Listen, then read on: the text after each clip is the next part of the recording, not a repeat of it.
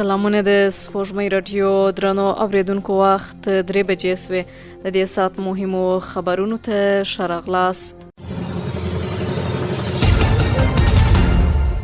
د بدخشان ولایت سیمهیز مسؤلین وایي چې د فیض آباد کشم پر لویه لاره د یوې ټرافیکي پیښې له امله یو کس مړ او 3 نور ټپیان سوي دي.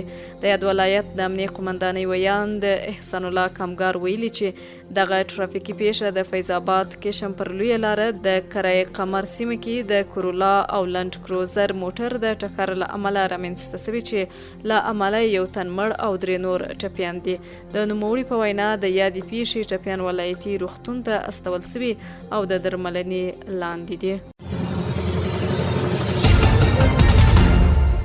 د کونړ د کلیو بیارغونې او پراختیا ریاست مسؤلینو دغه ولایت د غازي آباد ولسوالۍ پاکینه ګوی سیمه کې د اوبو رسولو یوې شبکې د جوړېدو او ګټې اخیستنې ته یې د سپارل کېدو خبر ورکړی دی.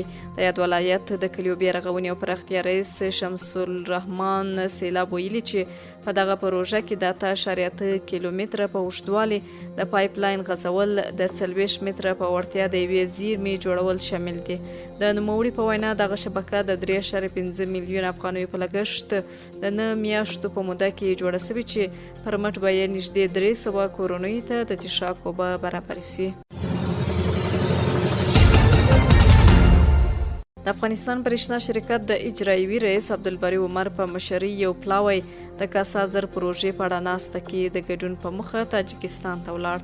برېښنا شرکت په یوې اعلامیې کې ویلي چې په یاده ناسته کې د کوربه تاجکستان په ګډون د قرغیزستان، افغانستان، پاکستان او اسلامي پراختیایي بانک استازي هم ګډون کوي او تمه ده چې د پروژې په اړه هر اړخیزې خبرې وکړي.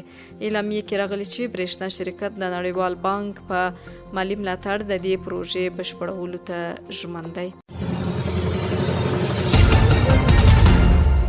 د امریکا ولسمشر ډونالد ټرمپ د سوریې له ولسمشر احمد شاه سره په سعودي عربستان کې کتلې دي. د دې کتنې په اړه ډېر جزئیات نه دي خبره شوي. ټرمپ پرون اعلان وکړ چې پر سوریې لګول شوي بندیزونه لغوه کړي دي. هغه پریکړه کړې چې د سوریې د خلکو له لوري یې هرکلی سوی دی. ټرمپ ویلي دغه اقدام سوریې ته د عظمت ترلاسه کولو یو فرصت ورکوي.